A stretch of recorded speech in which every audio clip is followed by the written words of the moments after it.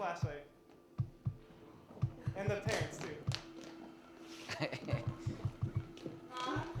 Dad? Did you hear something, Sally? It may look like these Stanford students are headed to Broadway, but they have their sights set on Silicon Valley.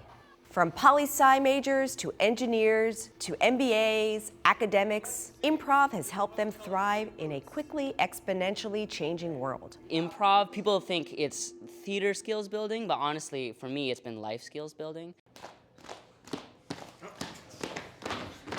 And we'll go around the circle and see how many different ones we can add until it falls apart. Improv is performance that's unplanned or unscripted. I got you socks!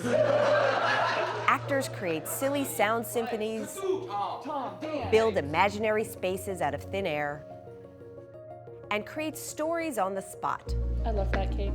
Me too. Why do you love it? It was blue. But all of this lighthearted spontaneity can also be a powerful learning tool to help people collaborate, think about the future, and creatively problem solve. What are some of the challenges if improvisers are getting up doing a scene? What are some things that would get in the way of them doing a scene? Acting and improv teacher Dan Klein is on faculty at Stanford's theater department, the design school, and the graduate school of business. The improv mindset is the ability to notice what is actually there and then build on it.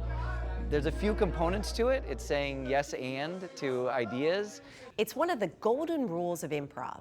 When your acting partner gives you a line, you never question it. We're meeting atoms. Instead, you accept it as an offer and then build on it. Actors call it saying yes and. How do the lessons we learn in improv help us in off stage? About 20 years ago, there's a big tech boom, and a lot of companies were inviting improvisers in. But when we would give people these creative exercises, like say yes and to every idea, they would say, yeah, but hold on, like not every idea is a good idea. There's really dangerous things that could come out of that if I say yes to this. I think the key to get it to work is to say, you know what, for this space, for this 10 minutes, or for this next hour, let's say yes and to every idea. Let's entertain the ideas and run with them and see where it takes us. You guys are brother and sister, and you are entering a base on the moon.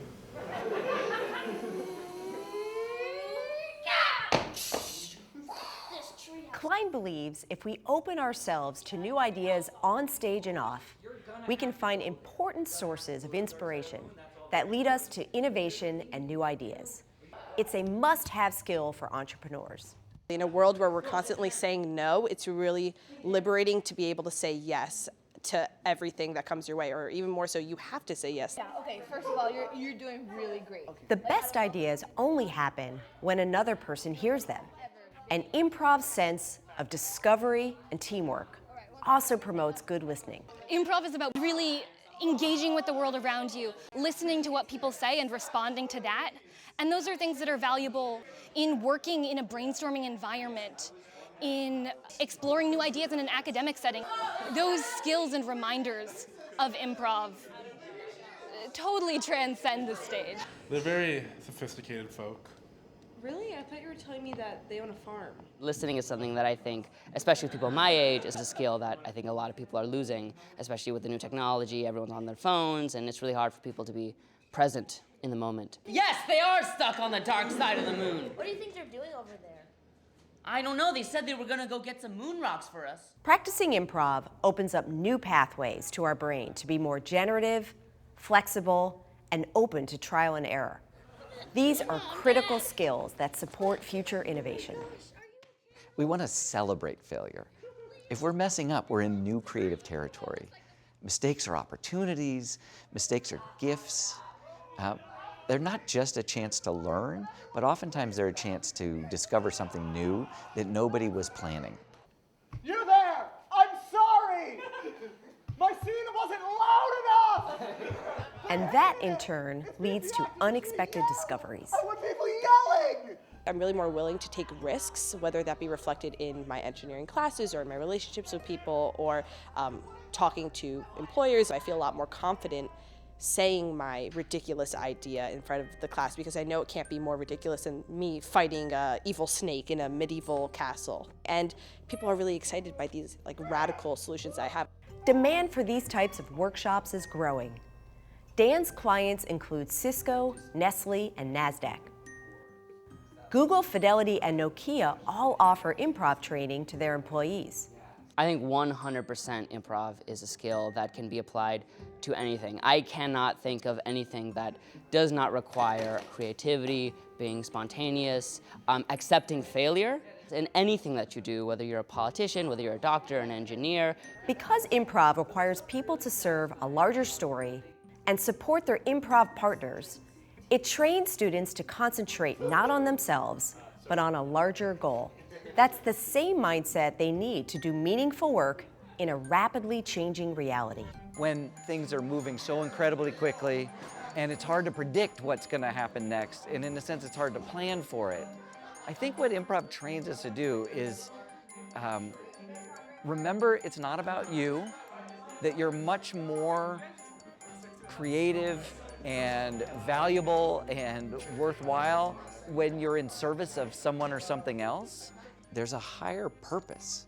I have always believed that you should wear darker shades, color for boots, because when you walk at night, This is the most brilliant advice you have ever heard. nobody can see your foot. Are you kidding me? Mr. New Adams, genius as always. Dan, how did you first get interested in improv? Honestly, the first time I got interested in improv, it was an improv class, and there was a girl who I had a crush on, and she said, "Let's take improv together." And I said, "Yeah, okay, I'll do that." It wasn't what I expected would then change the course of my life so profoundly. The classroom was so incredibly, it was exciting and dynamic. It was, the 2 hours went by in a flash. It was like the world was exploding with creativity and imagination, and it was scary, but at the same time, my teacher was Patricia Ryan Madsen, who ended up being my mentor for many years, and she made it so safe for us to take risks. And that was what was the most exciting thing about it. Like, we would step in and go, I don't know what's gonna happen, but she lets us know that it's gonna be okay wherever it goes. And then we would marvel at our classmates, and then we'd get up ourselves and we'd marvel at ourselves. It was an amazing experience. I love that you first got introduced to improv in the classroom, because to me that suggests that it's teachable, that it's a skill set, a set of practices we can all learn. I think many of us, when we first hear improv, we think Saturday Night Live, we think, oh, you have to be funny or just special, and magical things happen up on stage, and yet you learned it in the classroom. One of the worst things that you can do as an improviser is try to make a joke, because more often than not, it won't work, and then you'll have that silence that is, it's the worst death you can imagine. And so you learn to not try to be funny and just do what's obvious and pay attention and make your partner look good, and it turns out that it is funny, and it's funnier than you ever thought it could be, and that doesn't have to be your plan or your goal. Everybody has the capacity to notice what's going on, pay attention, recognize it, and then add a little bit. And just, well, let's just do that. And you don't have to be talented. You don't have to be clever or funny or interesting. Just pay attention and do what's next. And it ends up being amazing and delightful. One of the things that happens when we're acting in something that's scripted is we're planning ahead, or we're thinking about what just happened. And improv is about getting us more frequently into that space where we're aware of the exact moment and what's happening right now.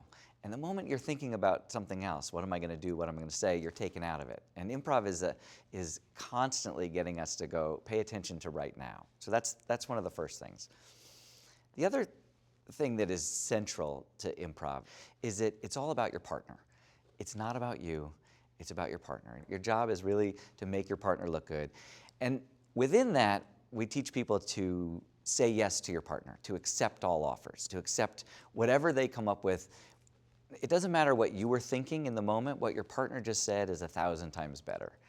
And so when we're in that mode, then amazing things happen. Our own creativity gets unlocked, but we're not trying to unlock it. We're just there for our partner. I think that is so powerful to practice being present and to practice really listening to others, which is the other critical thing that I see happen, that good improvisers are actually great listeners. Yeah.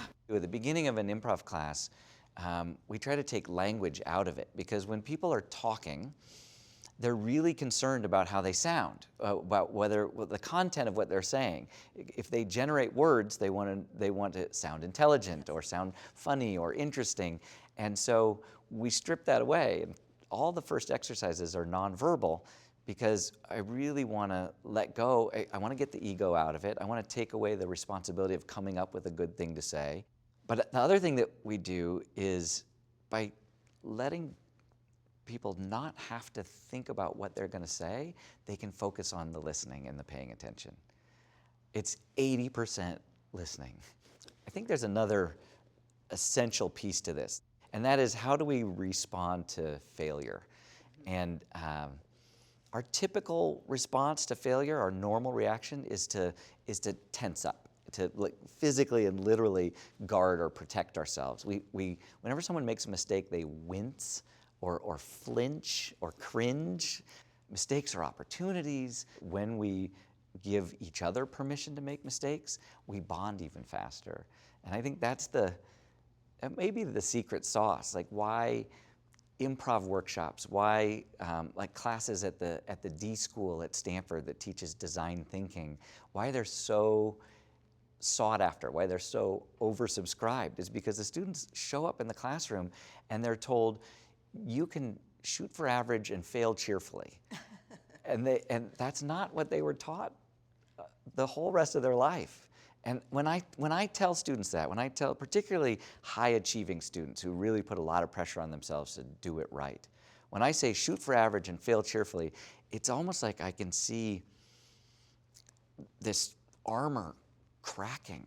I think that improv helps us be more resilient, because we get experience after experience of feeling in our body what it's like to fall down in a safe, padded room, metaphorically. We get to feel, oh, that's that sensation. I sense myself sort of tensing up or looking to blame someone or to hide or cover my mistake. And if instead, in that moment, we say, what opportunity has just emerged because of this mistake? Yes. If that's the first question you ask, it would be amazing what things will emerge. For somebody listening to this, they're saying, Dan, that sounds great, but I'm not sure that's going to fly in my organization. How would you recommend somebody get started bringing some of these new ideas? Yeah, that's a good question. I always recommend Patricia Ryan Madsen's book, Improv Wisdom. She taught at Stanford for 30 years in the theater department, but it's not a book for actors. It's about bringing improv into your life. If you have a meeting where you want to explore some innovative or new creative thinking, if you want to do any kind of creative work, you can use an improv exercise as we call it a stoking exercise. It'll be something that sort of primes our mind to get ready to be playful. Yep. And there's a couple of them in Improv Wisdom, and if you ever do an improv class, you'll get them, tons of them. But here, can I show you one right now? Absolutely. You've probably played this game before, but this is I really like this because it's pretty low key and it's pretty. You don't have to sort of dive in fully. You can get people to do it just sort of sitting at their seats at the very beginning. And what we're going to do is we're just going to create the world's worst run-on sentence. We're going to go back and forth, one word at a time, and make up a sentence. And I like to say world's worst run-on sentence to lower the stakes. We don't have to be good at this, but it's not just random words. We're going to actually try and make a sentence. Okay. Do you want to start or do you want me to start? You start. Okay. When I fall down I sometimes find myself under a lot of worry because I know that this time might really be painful, which would most definitely cause my parents to worry a lot. And that makes me very sad. Okay, good, cool. Yeah, that was Very really fun. fun. So that was interesting. And when we were playing that, I don't know if you noticed how this is my experience was partially there was a tone that was coming from us that was leading towards the content. Yes. Like the content was feeding on the tone, but also the tone was feeding into the content. Like I usually get people to do it a couple times. They try it with a couple different partners, and the recognition that this is a listening exercise more than it's a talking exercise is so important. So important. We play this game because we want to plan ahead and we want to get it right, and you can't. You can't. As if you have an idea of where you want it to go, too bad. It's not going to go there. And if you're attached to that, you won't be able to do the game. You'll just be struggling and suffering. Definitely. I know you work a lot with teams, and I think we're learning more about the neuroscience of teams and what it takes for teams to work together, particularly in collaborative situations where, again, they're tasked to do something new and novel. I think that one of the things that improv does is it really helps people pay attention to the whole group and the rhythm within the group. Diverse teams are going to outperform the sort of universally intelligent teams. Like intelligence isn't what makes it successful. There's a diversity in the team. So I always advocate for that, and I see that absolutely working on stage and in my classrooms as well. But the other thing is turn taking.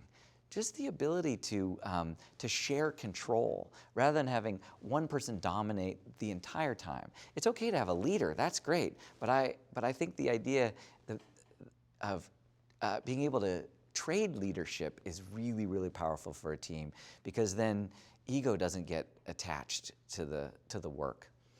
The other thing that I know really works on stage, that I know there's a lot of, I see versions of this in organizations, is when there's a higher purpose.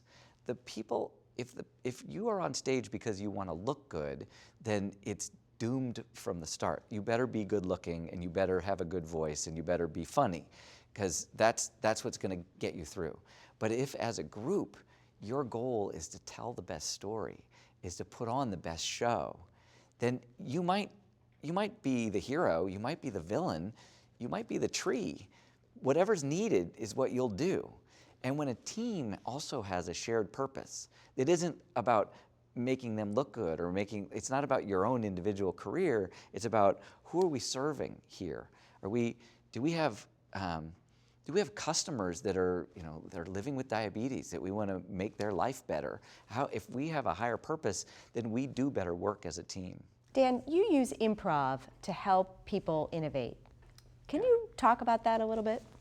Sure. Okay, here's an example of using improv for innovation. I was working with a team from Cisco, and it was a globally diverse team, so we were working on WebEx. We were doing a facilitating innovation piece. And I taught them the idea of saying yes and, building on each other's ideas rather than blocking or shutting down ideas. How do you add to the idea? And it's nice to do it with a made-up imaginary thing, but I thought, let's do it with something real. And so one of the participants who was working with emerging markets, he said, okay, well, here's a challenge that we're working on. And so I said, okay, good, let's play the game with that real-world challenge that he's actually wrestling with. And we played yes and for a few minutes, and we sort of batted ideas around and kind of came up with something. And I checked back with him. I said, how did that sound? And he said, well, that's the idea that my team came up with. And I thought, oh, okay, well, sometimes we use these tools and we're shooting for obvious, and sometimes we will get the obvious. It doesn't mean we'll always get the most outrageous, innovative new thing. He said, no, you don't understand. It took us 6 months to come up with that idea. And so yes and not only gives us new ideas, it can also accelerate the process. Yes. What I love about yes and is that it becomes part of the culture as well. It gets steeped in the fabric. People don't even realize that they're blocking. They say yes, but. Exactly. Which is like a backhanded block. That's right. You don't even realize it yourself. That's one of the first things we have to realize is we practice accepting other people's offers, and then we start to recognize, actually, this is giving us the ability to accept our own offers. And that's where true creativity comes, when you're not blocking yourself before the ideas even come out in the world. There's a moment that an improviser has to pay really careful attention to their partner, and they're making eye contact as often as you can. You're looking into your partner's eyes, and one thing that they're looking for, the great improvisers, are trying to get their partner's eyes to light up, to get sort of delighted. And that's what we're going for. I feel like it's not just on stage. Like, we want that in the boardroom. We want that in team meetings. You know, we want people to be inspired.